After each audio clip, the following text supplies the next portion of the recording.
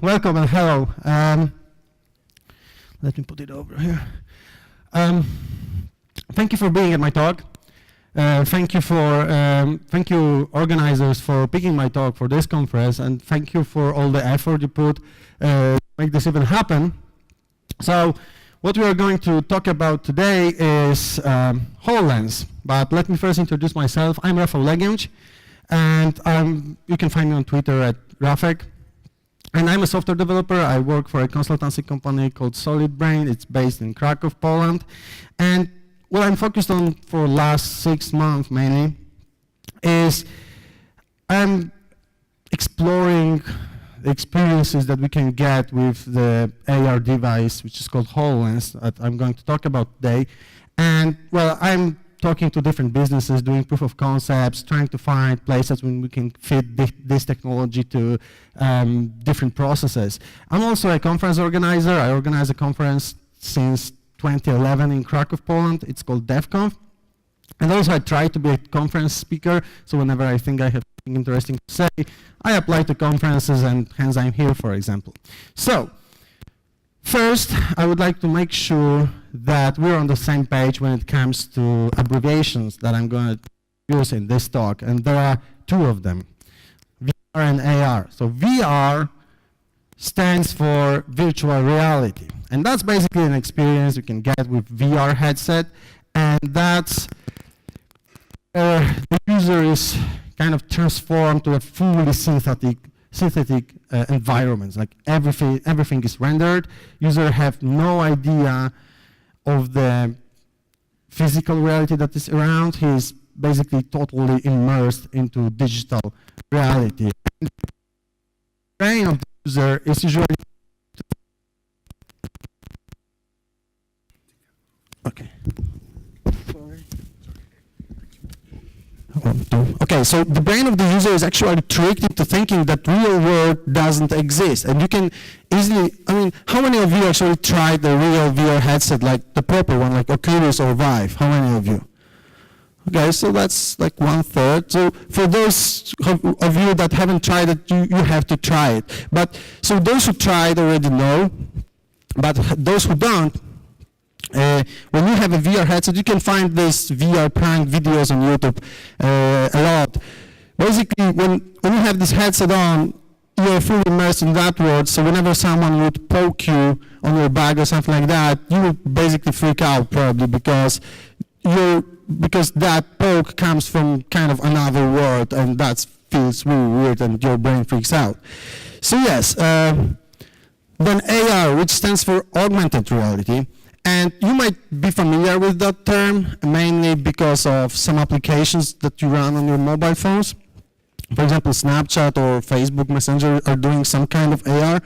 But what it means, the way we know AR right now, it's mainly through mobile phones or tablets. So whenever we use the AR app, we look at the screen of the device, and whatever the device can see through the lenses, we see it on the screen, and then some digital content is being overlaid on top of that. And the user have basically no immersion effect, so the real world is still really centric to the user. He's fully aware that he's in the real world, and he's just looking at the part of the real world through the screen, which has some digital content on top of it. Also, you can find some other AR devices out there which are wearable, like Google Glasses, for example, and they still deliver AR experience in a way that the user still feels that the real world is really centric to it, right? Okay, so what we are going to talk about HoloLens. So how many of you have heard about the device? That's half, not bad. Okay, that's not surprising as well, as this device is nothing new. It was announced, as far as I remember, late 2015. It's a device done by Microsoft, and it was released in early 2016, and the first wave of devices was delivered to developers in June 2016. So it's been a while since it's on the market, and there are lots of developers and companies that are actually building businesses around it and are applying this technology to different processes in different businesses. So This device is basically a PC that you put on your head. It's untethered, it doesn't need any computational power like lying on your floor. It's PC on its own, and it runs Windows 10. Believe me or not, it's Windows 10 on board. And as it was mentioned already, it costs $3,000 for a dev kit and $5,000 for an enterprise version. So as you may feel, it's not targeted to like consumer market. It's mainly targeted to enterprises or B2B. So to put it short, it's a very sophisticated AR device. You put it on your head and you fire up the application, and all of a sudden you see holograms. Yeah, holograms that we know from Star Wars, Star Trek, or, oh, that's an empty slide, intentionally left blank. Well, yeah, but to actually experience those holograms using HoloLenses, you actually have to wear HoloLenses. It's not like in Star Wars. So it looks like you put the headset on, and then you can experience some 3D stuff happening around you. And more about this later. So first, let's think about how HoloLenses are being placed in the landscape of all those AR and VR devices that I mentioned, because nowadays we have a lot of them, so we need to make sure where HoloLenses are. So having those two realities, the physical one that we interact with it like every single day, the real one, the real environment, and digital reality, like fully virtual ones, there is this whole spectrum of experiences that you can get that spans between those extremes, and depending on the device and the software that runs on the device, those experiences differ. So all the current AR experiences live very near that physical reality, and that's why, because what I mentioned, usually the real world, it's really centric to the user, so the user doesn't have this immersion effect. The user is still fully aware that he or she is in this real world, and the digital content is only a part of it being seen through some kind of lenses. Some devices are a little bit more advanced because they have some more sensors, like for example Project Tango from Google that you might have heard of, but still it's not like fully immersive experience for the user. On the other hand, we have all the VR experiences that we have on the market right now, like Oculus Rift or HTC Vive, and those are fully virtual experiences that I mentioned. So the user is fully immersed into virtual world, has no idea what's going on in the real world, so that those experiences lay somewhere here very near the digital reality. So where's HoloLens? HoloLens is somewhere here, as you might expect. It's an AR device, actually. Microsoft called it in a different way, but that's shortly. So it's an AR device, so it lays on that side with physical reality. And why it spans a little bit more of that spectrum? That's because of all the technology that is employed inside this device. Because all the experiences, AR experiences that we can get on this device, can blend pretty seamlessly with the real environment. So the user can be really tricked into thinking that the digital content rendered by this device is actually around him and is part of the environment. It's also worth to mention what Microsoft has done pretty recently is that they released a whole set of new VR devices along with partners like Asus, Acer, Lenovo, Dell, etc. There are 6 of them, and Samsung, I guess, as far as I remember. And those VR headsets have something new comparing to what current VR headsets have. Namely, they do not need external sensors, because the technology Microsoft put in on those devices comes from HoloLens, basically the ability to track itself within the real world. So there's no need of external sensors. And the whole spectrum is called mixed reality. So it's not AR, it's not VR, it's MR. So that's kind of a new term that appeared pretty recently, but well, it's not, the term itself, it's not new because it was seen in like some papers like 30 years ago, but it was started to be used like pretty recently by Microsoft, who is naming all the devices that they're releasing this way, mixed reality. And I think the plan here is, that's my opinion, that Microsoft is trying to fill that gap that you can see here, so that they probably can deliver one device or set of devices in the future that will span the whole spectrum and will be able to deliver all kind of experiences. So some few words about mixed reality. Well, Windows mixed reality, but because that's how the platform is named. So HoloLens and the new devices from Microsoft are called Windows mixed reality. And actually, every Windows 10 user that has auto updates on his machine get recently Windows 10 False Creators update, and that's the update that enable VR capabilities for your PC.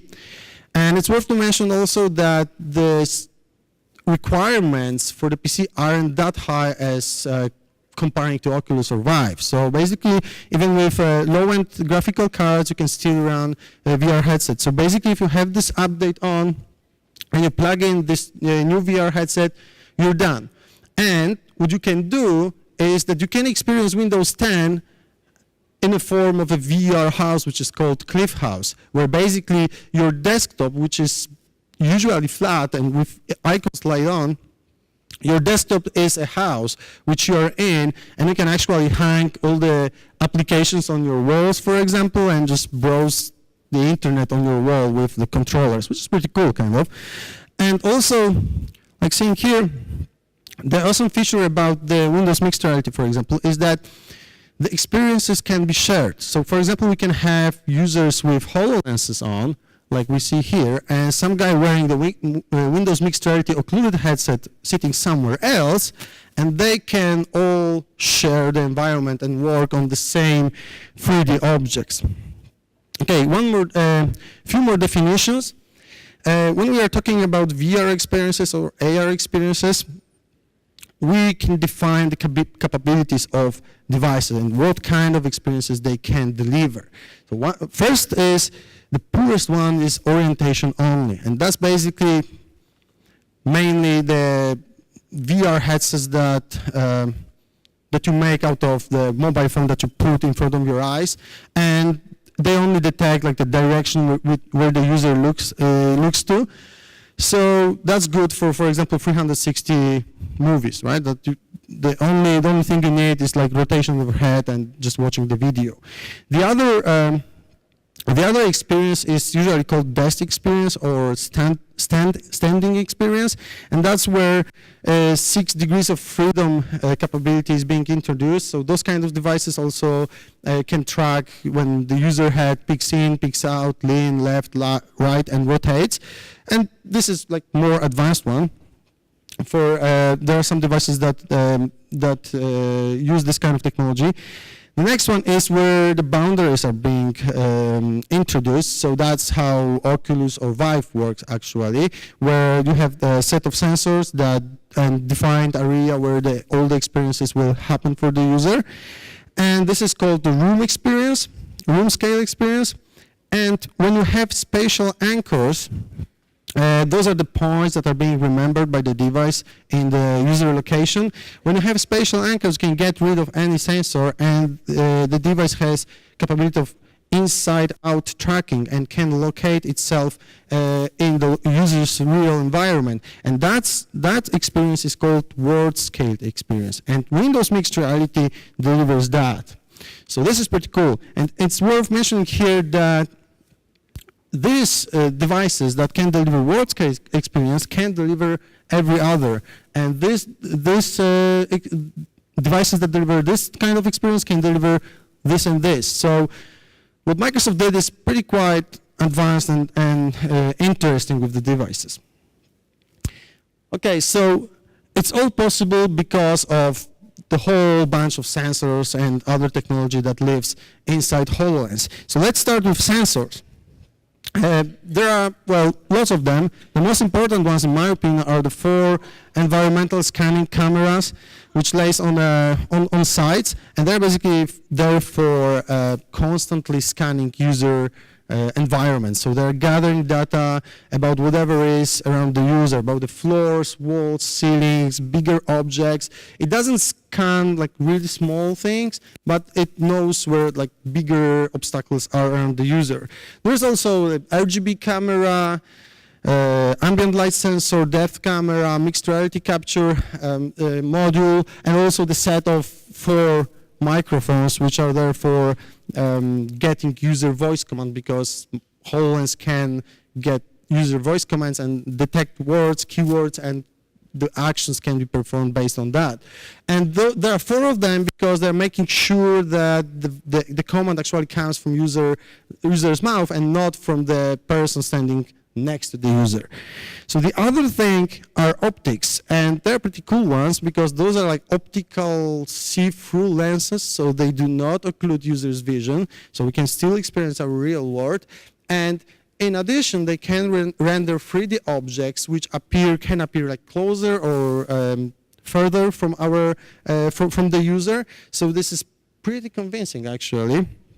And you might many people ask what's the resolution, and it's usually where there are 2 HD engines that power each eyes, so that means it's roughly 1200 by 700 per eye, but it's not like we have to feel every single pixel that the user sees, because all the pixels are actually rendered by the real world, so we have to only worry about the objects that we render. And that's what we call holographic resolution. How many light points can we render at the given moment? And those light points are the points that build up holograms, those 3D objects that we can see with HoloLens. And HoloLens is capable of rendering 2.3 million light points at the given moment. And when it comes to DPI in regular screens, which stands for density, in HoloLens we have holographic density, and that means how many light points per radiant can be rendered, and that number is 2.5K for HoloLens. And the other thing is the brain, which is holographic processing unit. That's where all the processing of the sensory data happens. So whatever comes from the sensors goes through that chip, and that's the coprocessor. So it deals only with the sensory data and then passes all the results to the regular processor. And it's a custom built processor, especially for HoloLens, and it also processes user gestures, because the user can use gestures in front of the eyes to issue some commands to HoloLens. And you might have heard that the vendor of the chipset actually stopped working on that, so that might be kind of the worrying news, so raising questions what's next with HoloLens. But Microsoft actually they announced it publicly that they started working on another version of the chipset with embedded AI capabilities. So that can let us thinking that the HoloLens V-Next might be even more interesting. As for the other hardware that is in, I can just name some few, like 2 gigs of RAM, regular 32-bit processor. It's not 64. 64 memory. There are batteries, of course. There is Bluetooth and Wi-Fi AC. So that's pretty much it. So it's not very powerful device, but still it can deliver pretty cool experiences. The other thing worth mentioning, which is done really good in HoloLens, is spatial audio. So there are 2 speakers sitting just above users' ears, and they use, and the whole system use something which is called HRTF, which stands for Head-Related Transfer Function. And this is basically the simulation of how our hearing works, like human hearing works. So imagine that you're on the street and you close your eyes and there is a car driving by. So you probably will be able to define with your closed eyes which direction this car is coming from and which direction it is heading. And that's because our ears receive sounds and our brain decode it, and our brain can tell us where this car is and we can point it. So audio system in HoloLens is implemented having this in mind. So if any object rendered by HoloLens, which is somewhere around the user, makes some noise, we actually can locate that noise within our 3D space. This is really, really convincing. The other thing also which is my favorite feature of HoloLens, is this. This is spatial mapping. From the moment the HoloLens is turned on, it constantly scans user environment. That's it. I mean, we can't stop it. Whenever it's turned on, I mean, we can stop it by turning it off. But if it's turned on, it doesn't have to have any app running, actually. It only even having operations system on, it just scans environment, like constantly. So it gathers data, updates it constantly. So as a developers doing applications, we do have some access to those data. And doing applications, we can build up, based on that data, we can build up the user location, like virtually, like because we have a model of that. And if we would apply a nice white mesh, white grid to it, our room could look like this, right? But this is not exciting at all. It's just for visualization purposes. I mean, if that would be rendered at HoloLens, all the blacks would be transparent, so we would see the real world and then the white mesh overlaid on top of it. But what's more exciting is the system can also deliver us this, which is also a mesh. But this mesh is our colliders. And as you might imagine, the colliders, well, that stands for the thing in Unity engine, which is used for applications, for doing applications for HoloLens. Colliders are the components that are responsible for all the physics.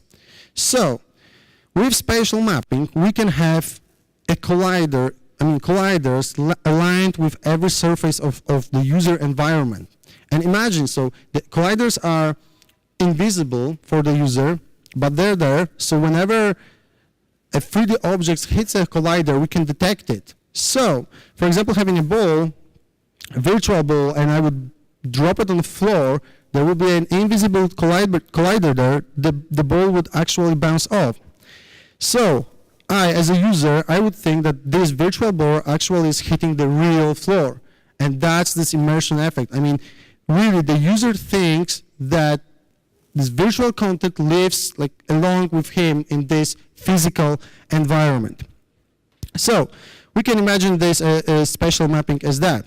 So having the room scanned, for example, and this mesh visualized like this, with this nice green grid, if we would disable this material, this green grid, and just leave the holograms, it would look like this.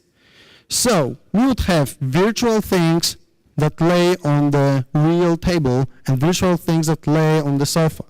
And that unlocks all kinds of cool features, actually, scenarios. Basically, we can place things on real things. I mean, place 3D things, virtual things on real things. We can cast some shadows or some glows on top of real things, which brings even more immersion effect. We can do all the physics. We can bounce off the floor, we can hit walls with virtual stuff. And also we can occlude things. So the digital content can occlude real content and vice versa. So for example, if that one virtual thingy would be put just behind the table, that table would actually occlude that thing. And this, all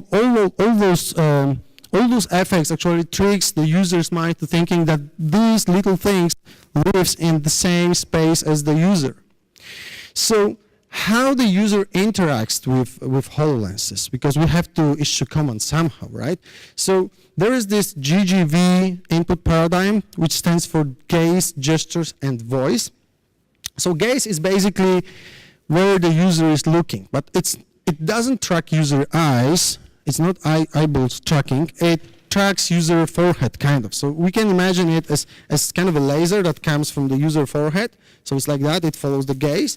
And that's a primary input mechanism, I would say. So whenever we would like to issue a command to any object or any surface that we're looking at, we have to first look at it. So that's similar as the mouse pointer on the computer, actually.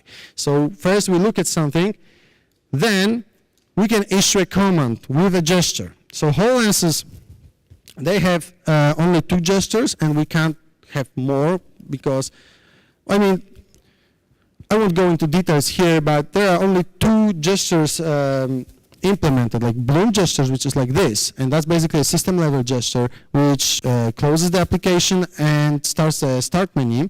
And there's this other gesture which is called air tap, which is like catching a fly with 2 fingers, and this is like clicking. So having gaze as a pointer and air tap as clicking, we issue commands like look at something and click at something, and that's it. And we have voice, so we can issue voice commands. And HoloLens is pretty good with detecting keywords that we program as programmers. And with voice, we can do the same things as with gestures. So we can look at something and then say something, and then something would happen. There's also, well, in my opinion, one shortcoming when it comes to HoloLens, namely the field of view. You can see Microsoft videos on the internet of some other videos where the user can actually see holograms everywhere, so that you can think that those lenses are designed to show you holograms like around the user, but it's not like that. Actually, the technology that is being used in those optical see-through lenses doesn't allow for a larger field of view. So the field of view is basically like kind of 30-something degrees, and it's kind of a letterbox in front of the user, and that's where all the things are being rendered. And outside of that box, nothing is rendered. We just see the real world. It's disappointing at the first impression, I would say, but there are applications that follow, or you can follow some rules, some guidelines posted by Microsoft. And then, if you take advantage of it, it doesn't bother that much. I mean, it's you can easily deliver fully immersive application within that letterbox, I would say. As a developers, we might be asking ourselves, what are the technologies that are being used under the hood? What kind of language do we use? What kind of frameworks do we use? So, the most popular approach that is being promoted by Microsoft is using Unity and Visual Studio, where you write C# scripts. Unity looks like this.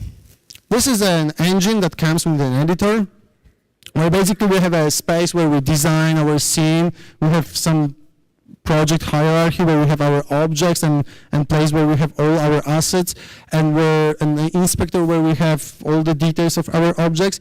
And that's basically it. We put the scene here, we design it, we write some C# scripts. We don't have to write it in Visual Studio. They don't even have to be C# scripts. They can even be JavaScript as far as I remember. And that's it. We build it inside Unity. After the build, we are being given a Visual Studio solution, and based on that, we can deploy the application to an emulator or a real device. And that's as simple as that. Unity is free to use, and scripts can be written in any other IDE, and Visual Studio for compiling can be also used for free. And all this technology, all this beautiful hardware that I just shown, it unlocks all the pretty scenarios, and it actually changes the way we will and we are interacting with digital content. So for example, you can imagine, for example, the whole Nyan cat that runs on your desk. That actually is a real thing. I run on my desk. And it was singing and running. The other thing could be, have you watched Power Rangers? Yeah, so there was Zordon, right? The mentor of Power Rangers, and he was it was this face in this bluish tube. So yeah, me and my colleague during the HoloLens hackathon, we designed our own Zordon. So my friend was sitting in front of the Kinect sensor, and we were getting his face and the texture of his face, and we were streaming that to HoloLens, and HoloLenses were displaying it in front of the user in form of the Zordon. Yeah, that's cool. But all that's for fun. There are actually lots of applications already for HoloLenses, and well, in the App Store you can find 300 plus of them, and that might not seem like a lot, like right? Especially comparing it to Google Play or App Store, Apple App Store. But as I mentioned before, this device is not consumer targeted. It's enterprise targeted. So all the apps here in the App Store are mainly showcases, are mainly apps done by developers who would like to show that they can do these things, or what kind of things could be done with HoloLenses. And there are some cool games done by Microsoft and Asobo Studios to show what are the capabilities of the device. The more exciting scenarios, in my opinion, are all those customly built applications that are delivered to enterprises that solve real problems, that enhance the processes inside those companies. So just to name a few, this is the application done for Citi. And this is some kind of banking trading application where the user can actually display in front of his eyes all the tradings data, financial data in form of the bubbles that he can drag and drop and drill in, and all the other graphs, for example, that would show him more information. He actually can experience those information in 3D space.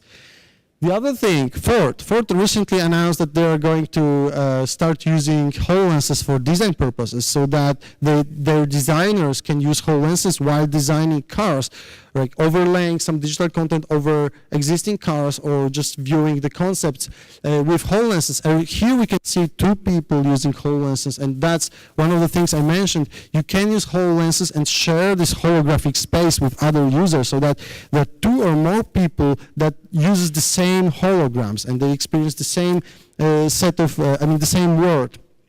The other thing, Schneider Electric, they are doing one of those maintenance applications for service workers. So whenever the service worker approaches to a piece of machinery or appliance to do some maintenance work, while wearing HoloLenses, he or she can have some virtual steps laid over the device, or a workflow being displayed there, or basically we can have arrows that would point like screws to unscrew or something like that. Like, we can think of anything, but this application actually shows like steps what to do to make the work done. And the other thing, ThyssenKrupp, the company from Sweden that makes elevators, they have the maintenance application as well, and that's basically for service workers.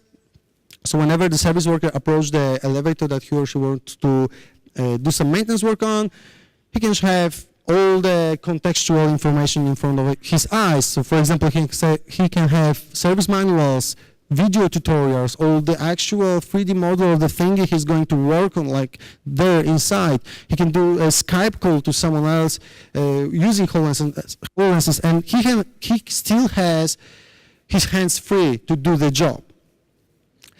Those applications are cool, but they do not use the spatial mapping. So there are some other applications that make a great use of spatial mapping, and those are applications that were released along with HoloLenses 1.5 years ago, and they make a great work with showing what is this device capable of. So whenever you would have HoloLenses on, just try one of those free games. This is Young Conquer, where this little guy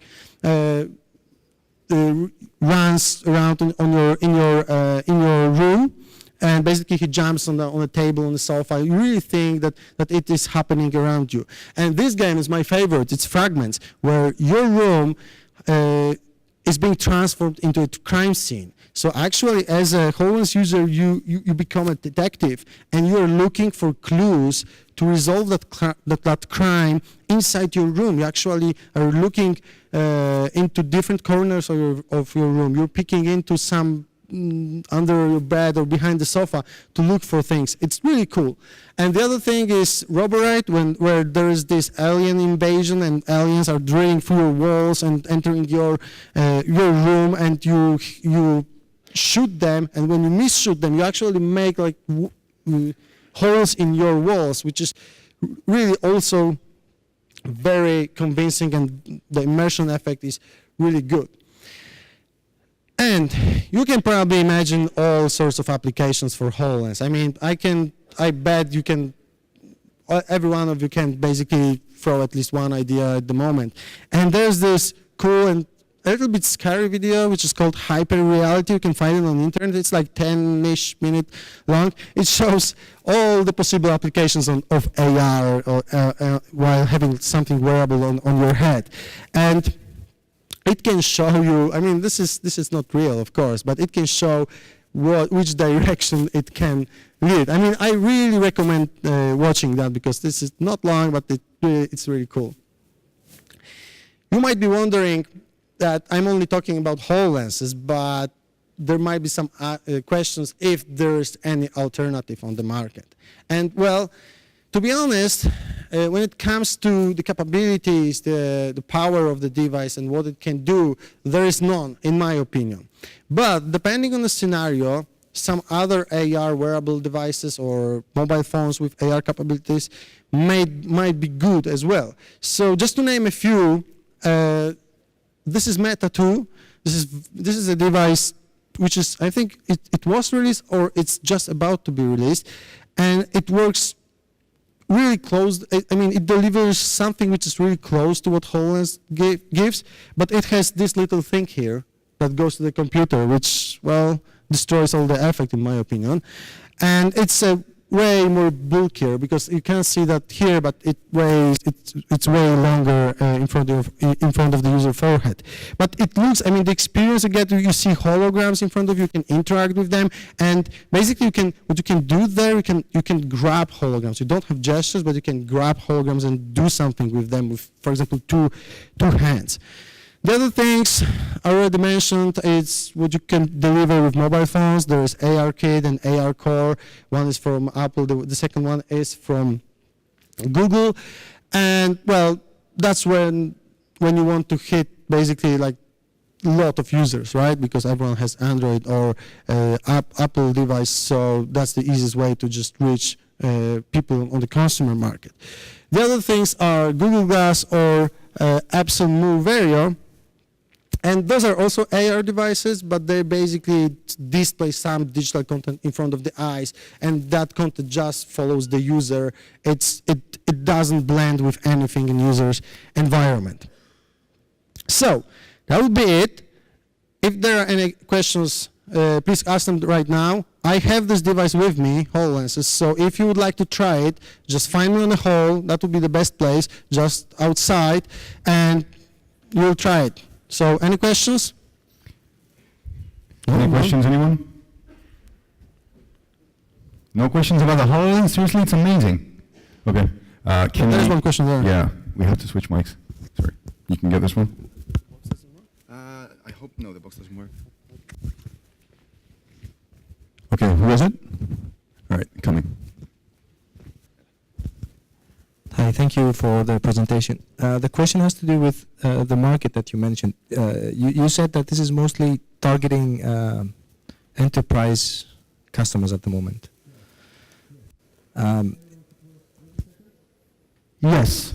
So is there any, I mean, what is the long-term vision for this type of I don't know, to be honest. gadgets? I mean, Google tried in 2013 to hit consumer market with Google Glasses, and it didn't work out, actually. I mean, I think the consumer market isn't ready yet for AR, but what we can see, I mean, things started to evolve pretty quickly when it comes to VR and AR.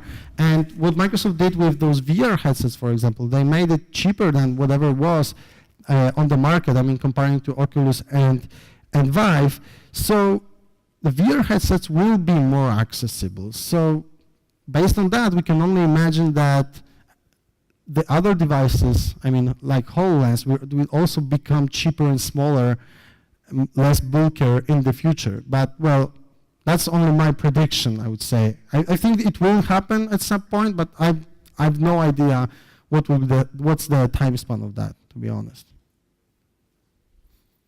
Anyone? Any other questions? We have time for one more.